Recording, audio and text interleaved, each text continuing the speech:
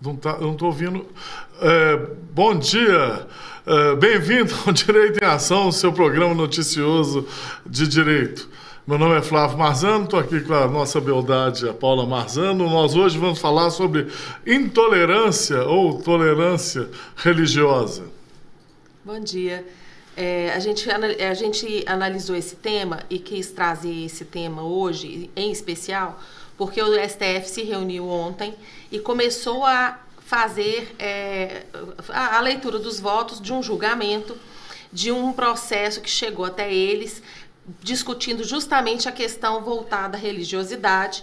E aí a gente, então, em respeito a esse tema que é de extrema importância no nosso país, a gente entendeu que seria importante a gente trazer algumas questões referentes à intolerância religiosa ou à tolerância religiosa, constitucionais e outros aspectos, para que a gente pudesse esclarecer como que isso funciona. O caso específico que está sendo julgado no STF é o seguinte: as pessoas de determinadas religiões, elas tem uma limitação nas sextas-feiras, a partir de 18 horas até o sábado, que elas não podem trabalhar ou fazer qualquer outro tipo de atividade por questões religiosas, né? Acho que é adventista do sétimo dia. E aí, o que aconteceu? Essa pessoa, ela buscou a justiça para que ela tivesse o direito de fazer uma prova de vestibular,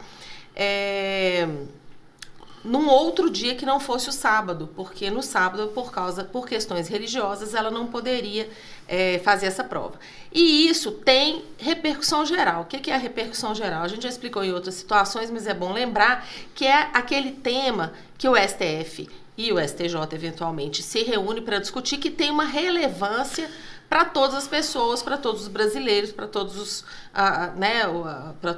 os ramos do direito, vamos dizer assim. Então, tendo repercussão geral, o STF tem que decidir. E aí existe um outro caso também de uma funcionária pública, que era uma professora, que ela tinha que dar aula sexta-feira à noite. E por questões religiosas, ela não podia dar aula sexta-feira à noite, então ela faltava ao trabalho.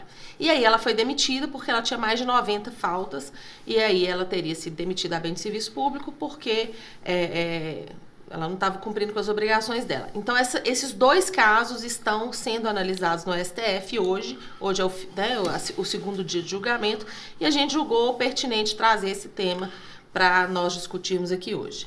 É interessante que já existem em outros casos, como, por exemplo, serviço militar obrigatório. Determinadas pessoas não se submetem ao serviço militar obrigatório por convicção filosófica ou por convicção religiosa. Convicção filosófica é não acreditar que o militarismo seria um bom caminho para a vida dela. E a convicção religiosa é que não acredita em qualquer conflito armado ou qualquer coisa pregada pelas organizações militares. E aí não se submeteria ao serviço militar obrigatório. Já se decidiu que pode ser alegado esse e cabe às instituições promoverem uma obrigação alternativa para essa pessoa. Não é só ela alegar que não tem e ficar por isso mesmo. Vai ter que cumprir outro tipo de obrigação alternativa. O que é? Não presta serviço militar, mas então você vai prestar serviço numa organização de internação coletiva, como hospital, como presídio e tal, durante tantas horas por semana. Coisas desse tipo, né? No caso aí da professora, especificamente, o que o Supremo Tribunal Federal vai decidir é se pode já o administrador diretamente criar a obrigação acessória para ela, acessória não, obrigação alternativa, desculpa. Por quê? Porque para você criar uma obrigação alternativa, você precisa de lei que discrimine como que vai ser isso, para não ficar sobre o arbítrio do administrador público, para não ficar subjetivo, para não haver perseguição alternativa também. O que é? Não, você não vai trabalhar na sexta-feira à noite, não? Então você vai ter que trabalhar no sábado, no domingo de madrugada, de 4 às 7 da manhã, tá entendendo? Então, para que às vezes a obrigação alternativa não sirva de vingança a pessoa que está exercendo o livre direito dela. O que fala a nossa Constituição especificamente? Fala o seguinte: no artigo 5º, inciso 6º.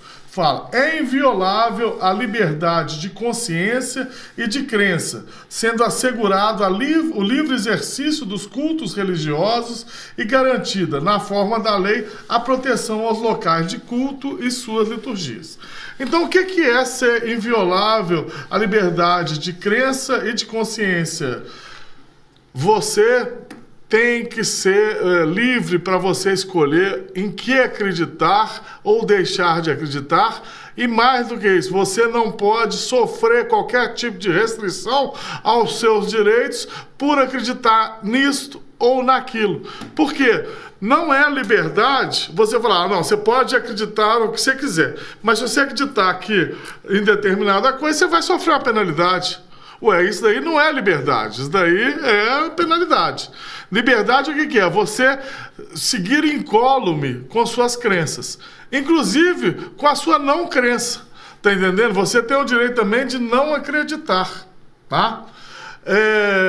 Basicamente, gente, as nossas constituições sempre garantiram a liberdade de crença. Mesmo na época que a religião era junta com o Estado brasileiro, na primeira Constituição de 1824, garantia-se o direito de livre manifestação de crença e do pensamento. Só que uma liberdade assistida, você poderia ter a liberdade de crença ou de manifestação do pensamento em determinados locais permitidos previamente pelo poder público. Em 1891, na primeira Constituição da República, é que houve a separação da Igreja Católica, no caso, e da religião, e aí sim nós temos hoje um Estado laico. O que significa o Estado laico? Que você não pode fazer política pública nenhuma de forma a beneficiar ou também a prejudicar qualquer pessoa de acordo com determinada religião. Aí é uma divisão que a gente tem que fazer muito bacana, sabe? Uma coisa é em relação à religião, outra coisa é em relação aos valores de determinada religião. Por quê? Porque nós sabemos que a maioria dos brasileiros é da religião católica ou cristã. Então, os valores cristãos estão introjectados em todos os brasileiros. E as leis são feitas dentro desses valores. Tá entendendo? Então, o que acontece? Determinados valores que são descritos na lei não estão vinculados à Igreja Católica diretamente ou à Igreja cristã diretamente, mas refletem o conteúdo moral desses valores. E aí você tem que seguir. Tá entendendo? Obviamente que você tem um judiciário para falar, não, isso vai de encontro à minha convicção filosófica, à minha convicção religiosa. E aí você pode, o judiciário vai fazer o corte daquela restrição ao seu direito. Duas comparações muito interessantes a isso que o Flávio está falando, em relação ao Estado laico, ao Estado brasileiro. A nossa Constituição garante que determina, né, no início dela, que o Brasil é um Estado laico. O que é o Estado laico? Não é um Estado intolerante à religião ou que não permite a religião. É um Estado que não escolheu qual religião será a religião primordial. Isso é um direito que está entre os direitos humanos, né, das organizações internacionais, é um direito garantido a todos os brasileiros e é respeitada a liberdade de culto no Brasil. Quando a Constituição fala que o direito de culto é respeitado, ela não especifica quais, ou seja, todos os cultos brasileiros serão respeitados. Aí, para ilustrar isso que o Flávio está falando, tem duas coisas muito interessantes. Por exemplo, a religião católica, ela tem o líder espiritual dela, que é o Papa, que mora em Roma, né? Tem lá o Estado dele próprio, né? Que é o Vaticano. Ele é o líder da religião católica. A Inglaterra, que é um Estado protestante, o líder religioso é a rainha. Então, você tem uma reunião do líder espiritual do Estado, juntamente com o líder que não no caso não seria o líder, como é que chama? O primeiro-ministro, ele é o chefe de governo. Chefe de governo, a rainha, né, é o chefe de Estado. A rainha é o chefe de Estado, e aí ela reúne numa única pessoa o controle da questão religiosa do Estado, né, em comparação ao Brasil, que não tem isso. E outro que eu achei muito interessante é que as Maldivas, né, que é uma ilha, lá é obrigatório que seja professada a religião islâmica. Então, assim, é um contraste muito grande com a situação do Brasil. O Brasil está muito avançado nesse sentido, né, da laicidade. E aí nós temos algumas situações muito interessantes aqui que vão em conflito com determinadas legislações. Por exemplo, existe uma religião que começou na Amazônia, que eles consomem uma espécie de droga, que é uma raiz que é alucinógena. E aí, essa religião ela é autorizada, as pessoas podem consumir esse princípio ativo que está na lei, falando como se fosse droga ilícita. Mas para o uso religioso não é utilizado. E aí o que acontece? Como é religioso, ele tem que ser tolerado, ele tem que ser respeitado, as pessoas podem se reunir, podem consumir essa droga, podem, enfim, utilizar aquilo dentro da religiosidade deles, né? E outra questão que a gente tem, Henrique, que é muito discutida, inclusive tem jurisprudência, tem decisões de tribunais discutindo sobre isso, e não há ainda uma posição pacífica, é no que tange a sacrifício de animais nas religiões de matriz africana, o candomblé e a umbanda. Em algumas situações há dentro da religiosidade a possibilidade de sacrificar animais, às vezes para consumir, às vezes não. E aí nós temos um embate com a legislação que proíbe os maus tratos aos animais, né, que inclusive saiu até uma lei recente aumentando a pena para maus tratos, etc. Então a gente tem muito problema no país em relação a isso, porque se você tem um conflito entre normas, você tem que aplicar uma norma que... Aí tem algumas regras, né? Mas nesse caso você aplicaria a norma superior, que seria a Constituição. Então seria permitido o sacrifício de animais nessas religiões de matriz africana, para que seja respeitada a religiosidade das pessoas. O que eu acho interessante também a gente chamar a atenção é o direito de não ser catequizado. Tá entendendo? Porque o que a gente vê, e a gente tem visto isso, várias religiões que se autoproclamam salvadoras da humanidade, têm avançado sobre determinadas comunidades, principalmente as comunidades indígenas, e achando que estão fazendo bem, fazendo catequese deles, numa clara volta da história à colonização do Brasil. Gente, os indígenas têm o direito de não ser catequizados, de garantir a sua incolumidade cultural, tá entendendo? De continuarem acreditando nas entidades pagãs que eles quiserem.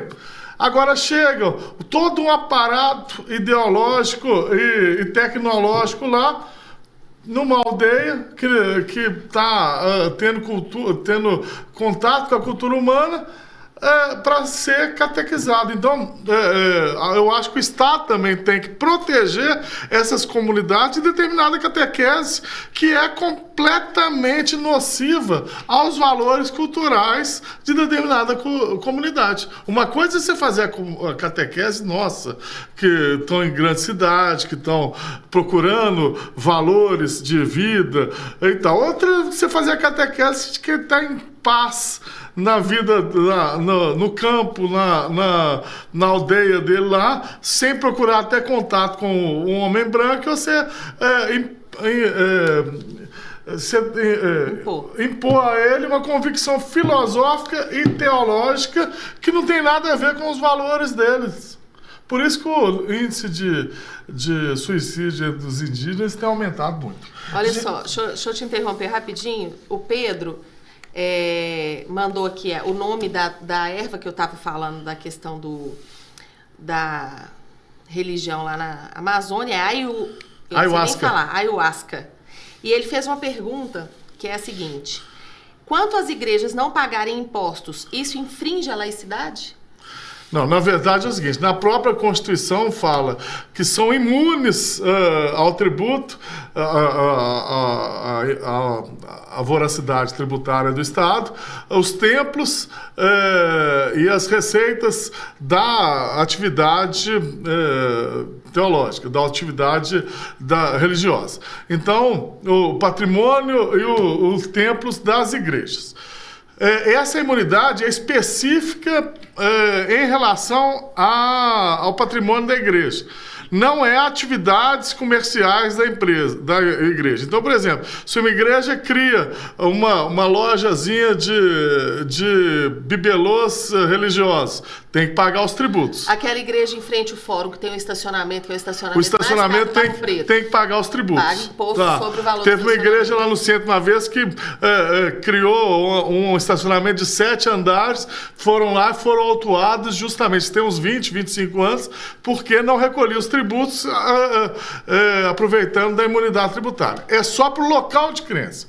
Então, em tese, seria o quê? Tá lá o local onde é o Isso, templo, não tem então o IPTU. ele não pagaria o IPTU.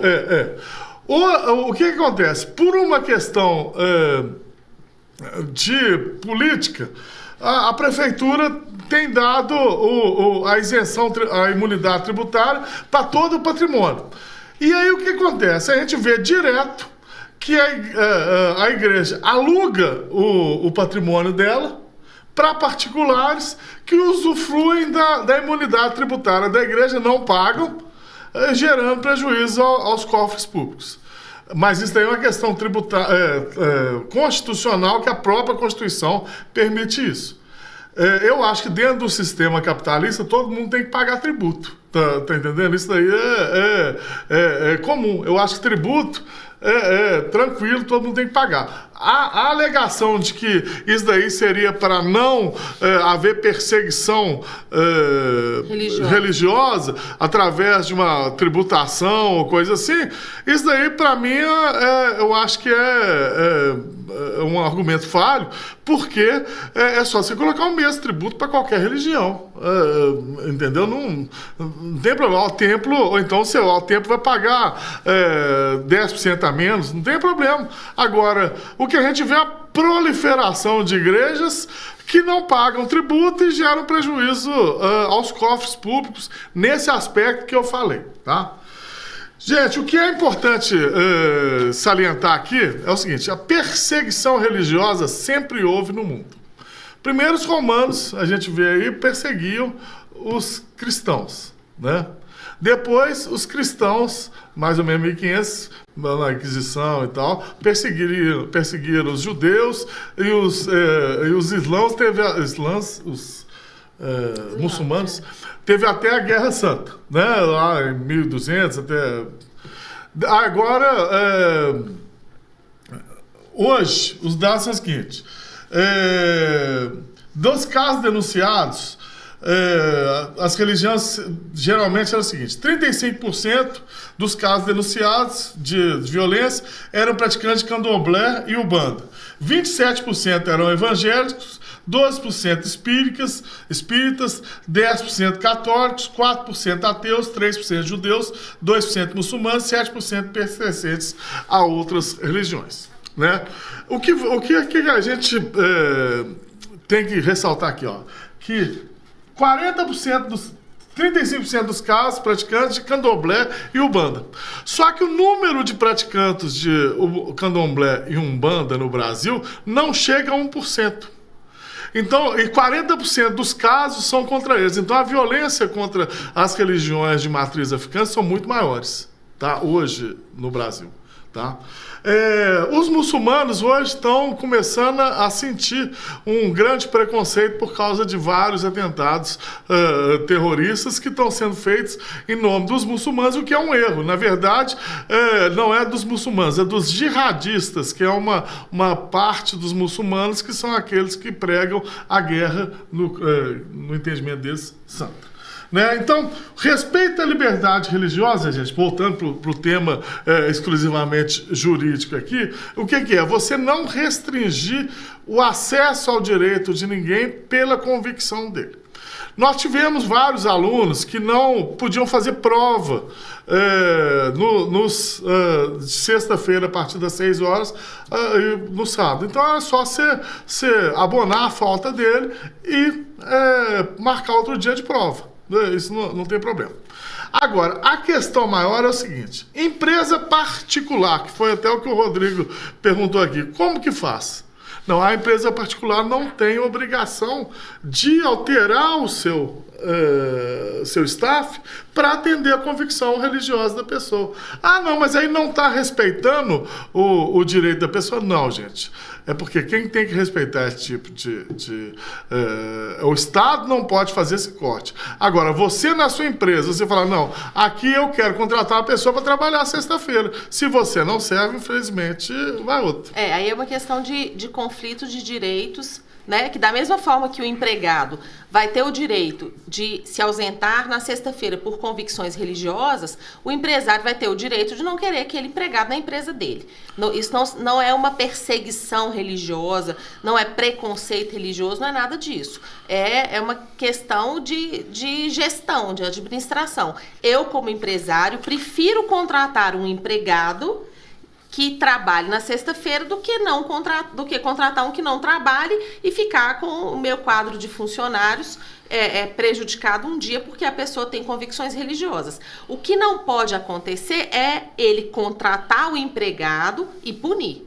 Né? Ele tem o direito de não contratar, ele pode até demitir, mas ele não pode punir a pessoa, perseguir a pessoa, constranger a pessoa por causa das convicções religiosas daquela pessoa no ambiente de trabalho. Não pode demitir por justa causa por isso. Por justa causa jamais, se a justa causa for essa, né? Pode ser outra justa causa. Ele pode demitir. Olha, você não me serve porque, infelizmente, eu tô ficando com um problema aqui na sexta-feira porque você não vem trabalhar. Então, eu vou te demitir, vou te indenizar, vou pagar suas verbas tudo direitinho, problema nenhum. Né? Agora, manter a pessoa no quadro de funcionários e perseguir aquela pessoa por causa das convicções religiosas dela, aí não pode. Aí pode haver até indenizações por dano moral e etc. Aí é que eu falo do conteúdo da lei com conteúdo normativo, com valor cristão. O dia que a lei trabalhista dá como sendo o dia do descanso é o domingo. E essa daí que todos têm que seguir, no caso específico do empresário, né? Então, apesar do não ser o conteúdo, ser um Estado laico, o conteúdo moral da lei observa um princípio do cristianismo, que o domingo é o dia de descanso e de ir à missa. Então, e os feriados religiosos, a maioria seguem o calendário cristão. Tá entendendo? Aí é o seguinte, não é que o Estado ele está vinculado à igreja. É porque, como a maioria do nosso Congresso é cristão, os valores que eles transmitem na hora de confeccionar a lei são valores cristãos. Como, por exemplo, aborto. Não é? Se você pegar uma pessoa que é ateu, ele vai falar que você intervir na questão do aborto é um absurdo. Mas como os valores da lei do aborto, elas são valores cristãos que preservam a vida desde a concepção, o aborto é proibido no Brasil. Aí entram também outras duas questões que são relevantes nesse aspecto, que é o seguinte: na hipótese do empregador, o empregador ter a convicção religiosa que dá alguma restrição. Por exemplo, tem uma loja de cortinas no centro da cidade, daqui de Belo Horizonte, que não abre sábado. Por quê? Porque o empregador, ele é de uma religião, que é adventista do sétimo dia, e ele não trabalha no sábado, então ele não abre a loja e ninguém trabalha. Tudo bem, o direito dele, problema nenhum, o funcionário dele se adapta. Outra coisa que também pode acontecer, que aí na eventualidade pode até dar algum conflito, é quando o empregador quer impor a religião dele aos demais empregados. Por exemplo, suponhamos que ele tem uma religião de fundo cristão e ele queira todas as manhãs fazer um culto e uma oração em grupo. Ele pode fazer isso? Pode. O funcionário é obrigado a participar? Não. Se ele obrigar o funcionário a participar, ele pode eventualmente ser obrigado a indenizar esse funcionário? Pode. Porque você não pode impor a sua religião a outro. Né? E a questão empregado-empregador, há uma hierarquia, tem que existir um respeito, e aí o empregador ele pode querer se utilizar daquilo para tentar impor ao funcionário, catequizar esse funcionário e obrigar esse funcionário a proferir determinada religião. Isso é totalmente proibido. E uma coisa interessante que acontece em todo o Brasil, que eu acho que é uma questão que deve ser avaliada, né, de forma bem ampla, é que apesar do Brasil ser um estado laico, os tribunais, alguns já aboliram, outros não, inclusive o STF não, eles colocam crucifixos nas salas de julgamento. Se vocês observarem a TV, aquela TV que transmite os julgamentos do STF, de vez em quando aparece atrás dos ministros uma imagem do crucifixo.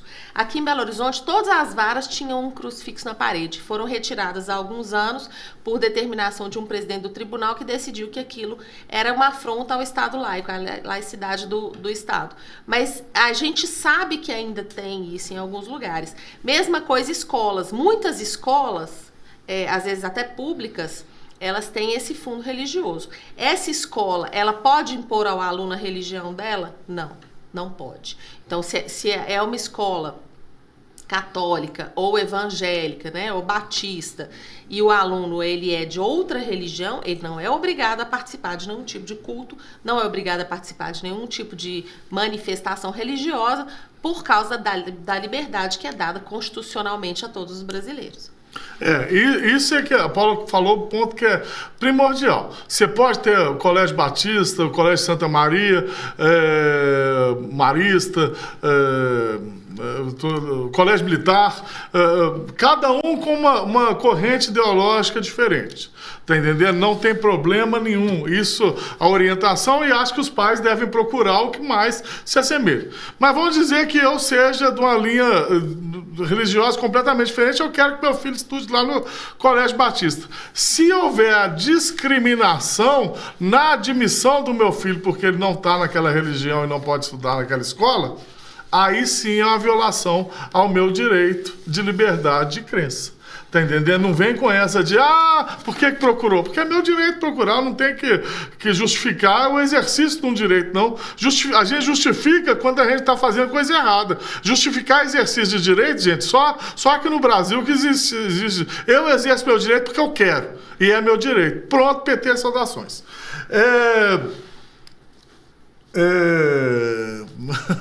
Eu até esqueci o que eu ia falar. Deixa eu falar uma outra coisa enquanto você lembra. Não, então. Coisas pitorescas que você colocou aí. A questão dos crucifixos nas paredes dos tribunais. Houve uma ação declaratória de descumprimento do preceito fundamental falando que aquilo dali era inconstitucional. Como também no Acre houve porque o preâmbulo da Constituição do Acre não colocava em nome de Deus. Aí o Ministério Público entrou lá falando que não estava seguindo o preâmbulo da nossa Constituição, que fala que em Deus, né? E o Ministério Público também já entrou com algumas ações em relação às notas do dinheiro brasileiro, que fala como é que fala, que tem uma menção a Deus também, já para tirar. Gente, isso na verdade, e até coloca lá que Deus seja louvado, que é o que está nas notas de real. Que aí o Ministério Público até coloca. Já pensou se fosse Jeová Jiré seja louvado, Buda seja amado, Maomé seja louvado? Gente, vão menos, né, gente? Tá demais também, né? Porque eu acho que não incomoda ninguém você chegar no judiciário e ter um crucifixo. Se você não gosta, gente, beleza. Se você não acredita, beleza. Né? Ou então tem a imagem de Nossa Senhora lá, o cara vai chutar a imagem, vai lá, gente, deixa, vira a cara pro outro lado, né? Ou então tem o Pai de Santo, gente, cada um na sua. Se você não gosta, Fique na sua, deixa o outro. Né? Vai catequizar. Deixa. Se o cara tá feliz, gente, a religião dele é ser feliz. Deixa lá, você tá feliz com a sua. Se fosse tão bom assim, você não tava espalhando pros outros. O Pedro mandou aqui, obrigada, viu, Pedro? Deus seja louvado na nota, que você não estava lembrando. Ele é rápido, né? Essa questão que o Flávio falou da imagem de Nossa Senhora, eu lembrei de um fato extremamente chato que aconteceu há alguns anos, que um pastor, numa TV evangélica, ele chutou uma imagem de Nossa Senhora e quebrou a imagem, e isso repercutiu super negativamente. Esse tipo de situação não pode acontecer, não. Isso é intolerância religiosa. Você pode criticar, você pode se opor e tudo, mas tem que haver uma limitação, um respeito, né? Um direito, ele termina onde começa outro direito. Os ataques que estão sendo feitos a centros de Umbanda, Paula, isso é crime. Isso é um crime gravíssimo. Né? Ou a igreja evangélica também, ataques lá, é gravíssimo. Tá entendendo? É grave, gente. Isso daí não é uma coisa passageira e tal. Se o cara quer seguir a religião que ele quiser, deixe. Não catequize. Se é bom para você, talvez não seja bom para o outro. Tá? Se o cara quiser, ele vai na sua igreja e te procura. Olha, uma situação que a gente tem de conflito de norma, que é muito interessante, é o conflito entre os direitos de vizinhança, que são os direitos de ordem civil, contra um direito constitucional, que é o de liberdade de crença, né, e de manifestação dessa crença. E aí a gente vai ter infinitas ações judiciais contra templos de Umbanda, templos de Candomblé e igrejas evangélicas por causa de barulho. Aí a grande questão é, onde que está o início de um direito e o fim do outro direito? Né? Até que ponto uma igreja pode fazer um barulho, claro que é exagerado para gerar esse tipo de conflito, não é um barulhinho qualquer, né? Pode gerar um barulho em que vá incomodar um vizinho, até que ponto ele está exercendo o direito dele e até que ponto ele está invadindo a esfera do direito do outro. Né? Aí vem todas as questões de direito que vão dizer sobre isso. Por exemplo, a questão da lei do silêncio, a lei do silêncio, ela vai... o silêncio tem que ser mantido a partir de 10 horas da noite. Então, os cultos que começam, por exemplo, às 18 horas e vão até às 22 horas, estão preservando a lei do silêncio. Avançou das 22 horas em diante, aí já está invadindo a esfera de um direito privado, que é o direito ao sossego. A pessoa tem o direito de dormir, ela quer descansar, né? Então, se a igreja está exagerando no barulho, ela vai ter que diminuir o microfone, ela vai ter que botar um forro acústico, né? No templo, as pessoas não vão poder gritar e etc. Agora, a grande questão que é discutida na justiça é quando esse direito está sendo exercido, né? O direito ao culto está sendo exercido fora desse horário, dentro do horário que é permitido, até às 22 horas, né? De 7 da manhã às 22 horas. E aí, como é que fica? Eu lembro de um professor meu que me contou uma ocasião que ele defendeu uma igreja católica que batia o sino de hora em hora, e um escritório foi construído num prédio muitos anos depois da construção da igreja. O dono do escritório se sentia incomodado com aquele sino que ficava tocando de hora em hora, porque as paredes do escritório dele eram próximas da igreja e ele não dava conta de trabalhar. Aquilo incomodava. E aí ele entrou na justiça para tentar impedir a igreja de tocar o sino toda hora, porque incomodava ele durante o dia de trabalho, não era lá de noite, de madrugada para dormir, né? Imagina você dormindo toda hora o sino, te acordando de hora em hora, ninguém merece. E aí esse meu professor me contou que ele ganhou a ação alegando exatamente a questão da liberdade religiosa. A igreja foi construída muito tempo antes da construção desse prédio, e aí ele que foi para o prédio depois, ele que se adapte, né? A igreja toca o sino ano após ano, e aí, por respeitar a liberdade religiosa, a liberdade de culto, né? E essas questões todas inerentes ao Estado laico, a liberdade de profetizar a religião que te convém, a igreja continuou tocando o sino, deve estar tocando o sino na cabeça desse homem até hoje, né? Mas, enfim. De meia hora agora. De meia hora. O nosso escritório tem uma igreja do lado que toca o sino meio-dia, que não dá para conversar. É uns 5 minutos de sino tocando que a gente fica mudo esperando o sino parar de tocar. Mas é a igreja, o que eu posso fazer? Né? Não me incomoda também, não. Você podia repetir a onomatopeia de como é que o sino toca? Toim, toim. Gente, muito obrigado. Tá? Direito e ação aqui com vocês, com a Beldade, né, meu amor? Olha, veio uma última observação aqui, ó. Igor Máximo mandou pra gente assim, artigo 186. Aquele que por ação ou omissão voluntária, negligência ou imprudência, violar direito e causar dano a outrem, ainda que exclusivamente moral, comete ato ilícito. Esse artigo, Igor, é o artigo do Rio. Mandou risos. Pois é, e aí é o seguinte, se a igreja, eu não sei se você está falando da igreja, né? Talvez seja. Se a igreja, se você conseguir demonstrar que realmente esse barulho está te causando um dano, com certeza você vai receber uma indenização. Isso aí é indiscutível. Inclusive porque é crime ambiental. O excesso de decibéis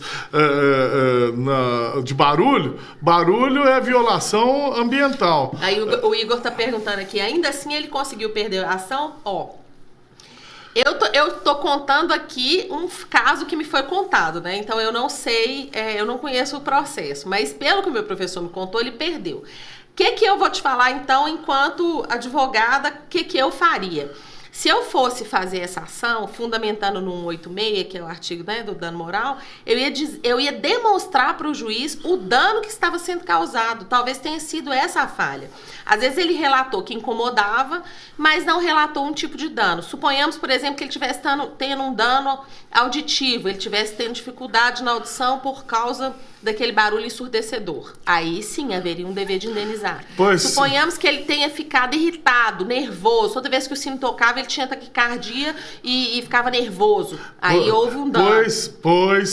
Pois, perderia a ação. Perderia? Perderia, porque o que você tem que provar é o ato ilícito da outra parte. Como é que você prova o ato ilícito? Não é porque ele está tocando o sino, é porque ele está tocando o sino com barulho acima dos decibéis permitidos. Então, às vezes, você falou isso tudo. O cara está tocando o sino, mas faltou provar o seguinte, o índice de decibéis permitidos durante o dia em Belo Horizonte é 90 decibéis. O sino, quando toca, ele está a 95 decibéis. Então, ou ele adequa a 90 decibéis, ou então ele para de tocar. Se você só falou, o sino tá me incomodando, mas você não comprovou que ele estava em ato ilícito, que é você tocar o sino acima dos 90 decibéis, você perde a ação. Então, aí você pega um advogado que é esperto do outro lado, mete o ferro você. Aí, Igor, o que a gente faz nesse tipo de situação? A gente pega a medição, aquele negócio da prefeitura que eu não sei decibelímetro. Um aparelhinho, e vai lá para dentro do escritório da pessoa e mede enquanto o sino tá tocando para ver qual que é a altura daquele, o volume daquilo, não sei tecnicamente como que é. E aí, para você conseguir esse êxito na ação, você pede uma perícia e pede para a perícia fazer essa avaliação. Aí, baseado no 186, pode ser que consiga, viu? Gente, muito obrigado pela atenção. Obrigado, meu amor. Obrigada. Aqui, tá? Bom dia. Obrigado, viu, o nosso locutor, o Wally. Obrigado, Rodrigo. Obrigado, Carol. Obrigado, Hector. Obrigado a todo mundo. Ao meu cunhado chifrudo, um grande abraço, tá?